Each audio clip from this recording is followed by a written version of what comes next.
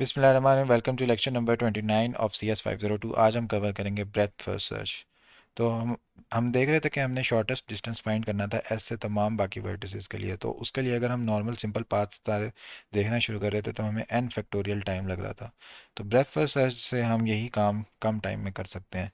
तो एक more efficient algorithm आ गया हमारे पास, ब्रेथ फर्स्ट सर्च, जहाँ पे हम क्या करेंगे, एस से स्टार्ट करेंगे और उसके तमाम एडजेसेंट नोड्स को विजिट करेंगे।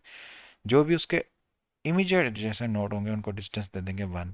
फिर उसके बाद जो उसके नेबर के नेबर होंगे एस के, वो उनको हम डिस्टेंस दे देंगे 2। फिर हम नेबर ऑफ नेबर्स को कंसीडर करेंगे, उनको डिस्टेंस दे देंगे 3, और इसी तरह हम रिपीट करते जाएंगे जब तक हमारे पास अनविजिटेड नेबर्स कोई भी नहीं बचे।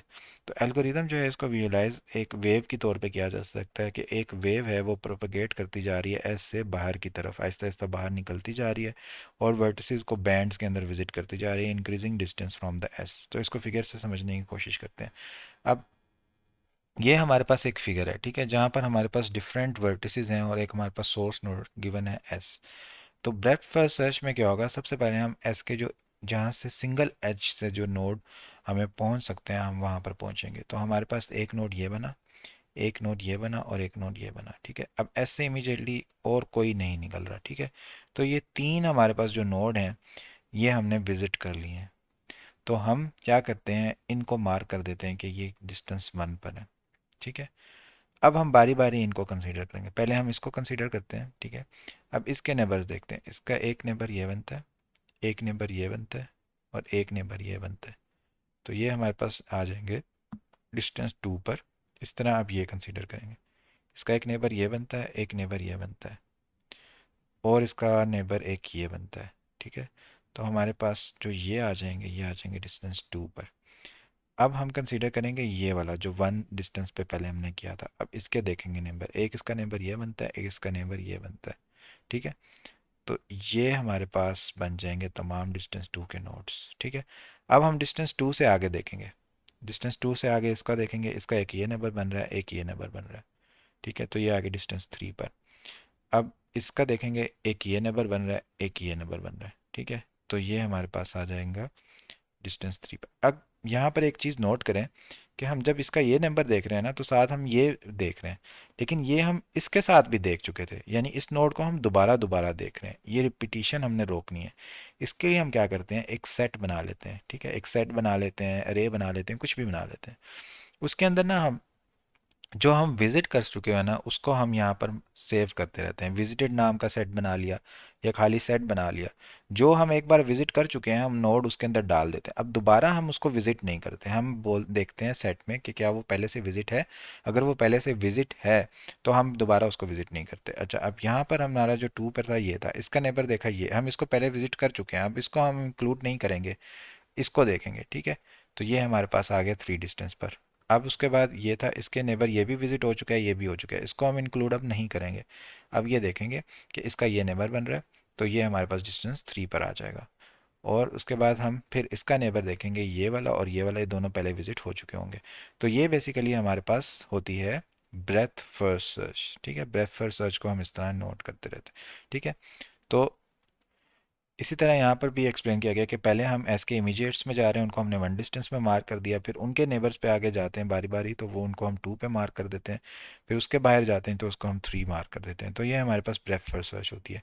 इसके अलावा एक और होती है जिसको हम बोलते हैं depth first search. Depth first search में हम क्या करते हैं कि एक डेप्थ में हम कंप्लीटली जाते हैं, ठीक है। जैसे फॉर एग्जाम्पल ये हमारी सोर्स नोड है, किसी एक डायरेक्शन में हम निकल जाते हैं, फॉर एग्जाम्पल हम इस डायरेक्शन में निकलते हैं, ठीक है। तो अब हम इस डायरेक्शन में जब निकल गए हैं तो हम इसको फुली एक्सप्लोर करेंगे। अब हम ये नहीं करेंगे कि इसको भी देखें और इसको भी देखें, जैसे हम पहले देख रहे थे ना और इनको 1 मार्क करते थे। ये डेफ ब्रेथ फर्स्ट सर्च में था। डेफ फर्स्ट में हम क्या करते हैं, पहले हम इधर आते हैं, ठीक है।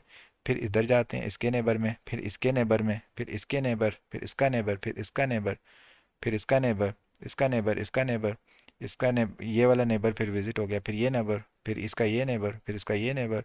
इस तरह हम कंप्लीटली फॉलो करते जाते हैं और फिर हम हमारी इस तरह से एक कंप्लीट ट्रैवर्सल्स हो जाती हैं, ठीक है। तो ये होती है हमारे पास डेप्थ फर्स्ट सर्च कि हम एक कंप्लीट एक डायरेक्शन में मूव करते हैं, एक कंप्लीट डेप्थ में जाते हैं, ठीक है। तो हमारे पास जो ब्रेथ फर्स्ट सर्च थी ये एक टाइप थी ग्राफ ट्रेवर्सल एल्गोरिदम्स की, ठीक है। दूसरी जो हमारे पास है वो हमारे पास क्या है, डेप्थ फर्स्ट सर्च है, जिसके अंदर हम क्या करते हैं कि कंप्लीटली हम उस एक डेप्थ में जाते हैं, जिसको हम रिकर्सिवली भी लिख सकते हैं और नॉन रिकर्सिव भी लिख सकते हैं। बोथ जो वर्जन्स हैं उनको हम क्या करेंगे, एक सोर्स नोड भेजेंगे। अब हम रिकर्सिव डेफिनेशन को देख लेते हैं। सबसे पहले रिकर्सिव डेफिनेशन जो है, इसके अंदर क्या होगा कि हमारे पास एक फंक्शन है रिकर्सिव डीएफएस का, जिसको एक हम वर्टेक्स पास करेंगे। अब चेक करेंगे क्या ये विजिटेड ऑलरेडी तो नहीं है, क्या ये ऑलरेडी मार्क तो नहीं है। अगर ये मार्क ऑलरेडी है तो बस हम आगे पॉस ऑन कर देंगे, फिर हम कुछ भी नहीं करेंगे। अगर ये अनमार्क्ड है तो हम क्या करेंगे, इसको मार्क करेंगे। जब ये मार्क कर दिया, अब इसकी तलाश करेंगे, इसका एज VW में देखेंगे। एडजेंसेंसी लिस्ट से भी देख सकते हैं, एडजेंसेंसी मैट्रिक्स से भी देख सकते हैं। इसका जो एज होगा ना दूसरा वाला, उसके ऊपर फिर हम रिकर्सिव डीएफएस कॉल कर देंगे। ठीक है, फिर जब उसके ऊपर कॉल करेंगे वो देखेंगे क्या वो मार्क अनमार्क है। अगर वो मार्क है तो पास ऑन कर देंगे, अगर नहीं है तो फिर हम इस तरह चलते हैं। तो ये हमारे पास रिकर्सिव डेफिनेशन होती है। अब इसी को हम आइट्रेटिव भी कर सकते हैं स्टैक की मदद से। सबसे पहले हमने क्या किया, हमारे पास अगर एक ग्राफ लेते हैं हम, 1 3 4 5, ये एक ग्राफ है फॉर एग्जांपल। ठीक है, तो अब हम क्या करते हैं, फॉर एग्जांपल हमारा सोर्स है 1, तो हम क्या करते हैं, एक स्टैक ले लेते हैं। ठीक है, स्टैक में हम पुश कर देते हैं सबसे पहला नोड, सोर्स को हम पुश कर देते हैं, जो हमारा 1 पुश हो गया। अब हम देखते हैं जब तक स्टैक एम्प्टी नहीं हो जाता, वाइल स्टैक नॉट एम्प्टी, हम स्टैक से पॉप करते हैं। हमने स्टैक से पॉप किया तो हमारे पास v = 1 आ गया।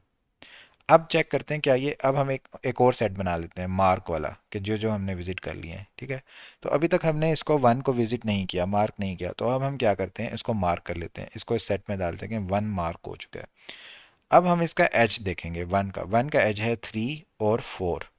तो हम क्या करेंगे कि फॉर ईच एज हम उसको पुश कर देंगे। एक एज देखा 3, उसको हमने स्टैक में पुश कर दिया, ये हम पॉप कर चुके हैं स्टैक से। एक देखा हमने दूसरा एज 4, अब हमने उसको स्टैक में पुश कर दिया, तो ये दो एजेस हमारे स्टैक में अब पुश हो चुके हैं।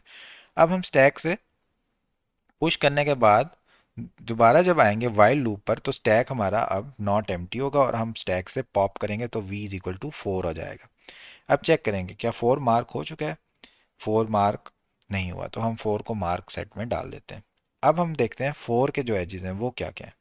4 के एज हमारे पास जो है वो क्या है, 4 का एज हमारे पास है 1, 4 का एज है 5, 4 का एज 1 और 5 हम इधर डाल देंगे। ठीक है, अब हम देखेंगे जब पॉप करेंगे तो हमारे पास आएगा 5 वी में। ठीक है, देखेंगे 5 मार्क हुआ नहीं हुआ, 5 को यहाँ एंटर करेंगे।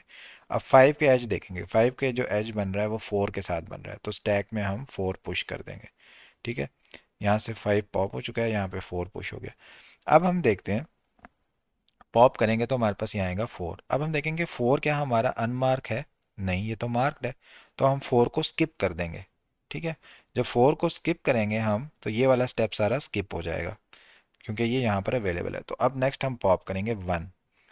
अब देखेंगे 1 क्या मार्क्ड है, अनमार्क्ड है नहीं है, तो हम इसको यहाँ पे पॉप करेंगे और ये भी स्किप हो जाएगा स्टेप, तो ये भी हमारा मार्क्ड है, स्किप हो जाएगा। अब आएंगे हम 3 पर।